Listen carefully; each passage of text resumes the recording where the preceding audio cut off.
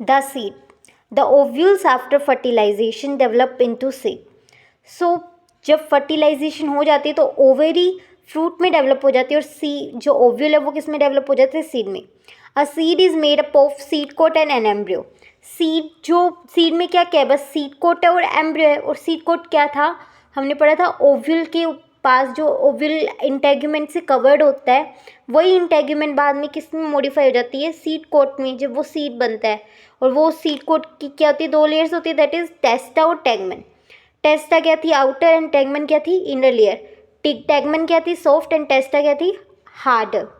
The embryo is made up of, अब embryo के क्या क्या पार्ट थे, हमने देखा था ना, एम्ब्रियोनल एक्सिस, फिर कोटिलेडन्स का जो अटैचमेंट पॉइंट था उसके नीचे वाली हाइपोकोटाइल, फिर हाइपोकोटाइल के टिप पे radicle, then attachment of cotyledons के ऊपर एपिकोटाइल, एंड एपिकोटाइल के टिप पे क्या था, प्लूमल।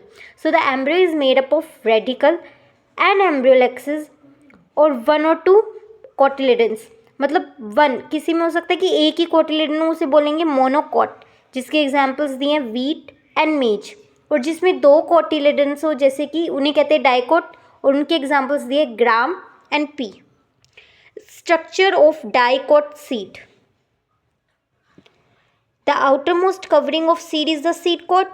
सीड को जो कवरिंग थी आउटर मोस्ट सीड की, वो क्या थी, seed coat. The seed coat has 2 layers, seed coat की 2 लेयर्स दी, the outer testa and the inner tegmen. Hilum, हमने सब कुछ नोट से पढ़ा हुआ है तो कोई भी प्रॉब्लम नहीं आनी चाहिए इसकी एनसीईआरटी रीडिंग करते हुए। हाइलम क्या था, याद करो, the hilum is the scar on the seed coat through which the developing seeds were attached to the fruit. पहले याद रखो हाइलम क्या था ओव्यूल में, हाइलम वो पॉइंट था जहाँ से जो बॉडी ऑफ ओव्यूल और फ्यूनिकल, जिसे स्टॉक भी कह रहे थे, वो अटैचमेंट पॉइंट को शो कर रहा था hilum.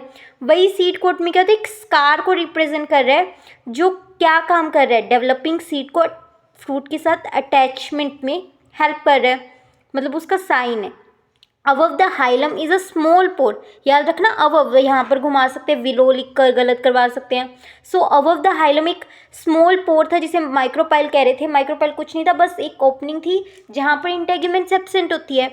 With in the seed coat is the embryo. Seed coat के अंदर अब क्या होता है, embryo.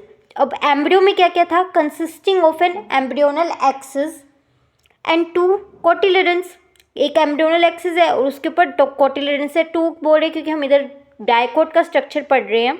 The cotyledons are often fleshy. Cotyledons या तो पूरे फ्लैश हो सकते हैं, मतलब अभी उनका ना एंडोस्पर्म बाकी है, full of reserve food materials.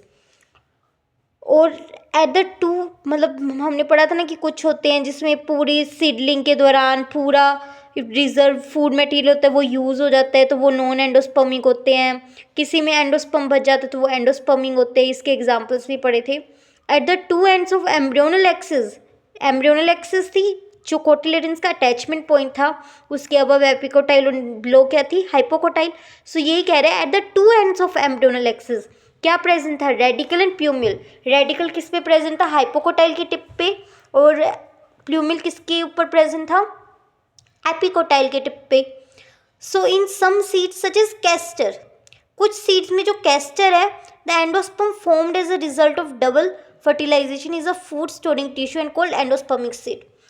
Although सारे जो डाइकोट्स होते हैं वो क्या होते हैं, नॉन एंडोस्पर्मिक, सारा एंडोस्पर्म कंज्यूम कर लेते हैं डेवलपमेंट के दौरान। बट यहाँ पर एक एक्सेप्शन है, कुछ सीड्स है उसमें एक्सेप्शन है, कैस्टर, जो कि है एक डाइकोट बट स्टिल वो एक एंडोस्पर्मिक सीड है, क्योंकि उसमें अभी भी जो एंडोस्पर्म, हम जब sexual reproduction in flowering plants पढ़ेंगे तब हम पढ़ेंगे कि डबल फर्टिलाइजेशन क्या होता है। इधर इसके अंदर उलझने की ज़रूरत ही नहीं, क्योंकि आगे आएगा कि डबल फर्टिलाइजेशन क्या होता है। डबल फर्टिलाइजेशन के बाद जो उसका रिजल्ट होता है वही हमारा एंडोस्पर्म होता है। ये सब कुछ sexual reproduction in flowering plants उसमें सब कवर होगा।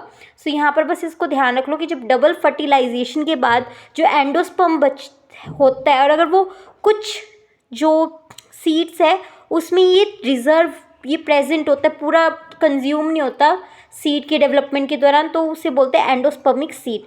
और जिसमें ये पूरा कंज्यूम हो जाता है उन्हें नॉन एंडोस्पर्मिक कहते हैं। और डाइकोट्स जनरली नॉन एंडोस्पर्मिक ही होते हैं, पर यहाँ पर एक एक्सेप्शन है, that is castor. formed as a result of double fertilization is a food storing tissue and called the endospermic seeds. In plants such as bean, gram and pea, the endosperm is not present in mature seed. क्योंकि जो जब develop हो रहा था seed तभी सारा embryo develop हो रहा था सीड में, तभी सारा कंज्यूम हो गया.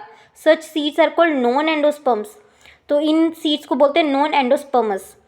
सो जब एंडोस्पर्म कुछ बच जाए तो उन्हें बोलते हैं एंडोस्पर्मिक, जब एंडोस्पर्म ना बचे तो उन्हें बोलते हैं नॉन एंडोस्पर्मिक. सो यही था डाइकोट का स्ट्रक्चर. अब इसका डायग्राम देख लेते हैं. So here is the diagram. किसका है ये? ग्राम का डायग्राम, ग्राम का.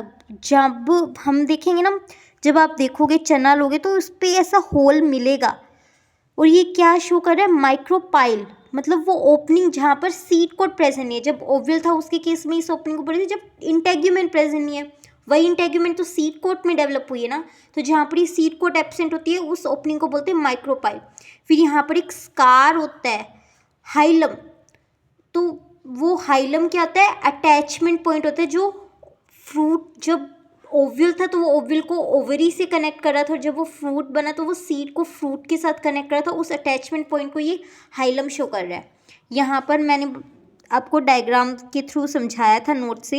ये एम्ब्रियोनल एक्सिस है. एम्ब्रियोनल एक्सिस की ये दो डाइकोटिलेडन्स, मतलब दो कोटिलेडन्स यहाँ पर अटैच्ड है, और जो ये अटैचमेंट पॉइंट है उसके ऊपर वाली लाइन एपिकोटाइल होती है, नीचे वाली लाइन हाइपोकोटाइल. हाइपोकोटाइल के टिप पे रेडिकल एंड एपिकोटाइल के टिप पे प्लूमल. That's it. सो यही था structure of dicot seed. Next video में हम कवर करेंगे स्ट्रक्चर ऑफ मोनोकोट सीड.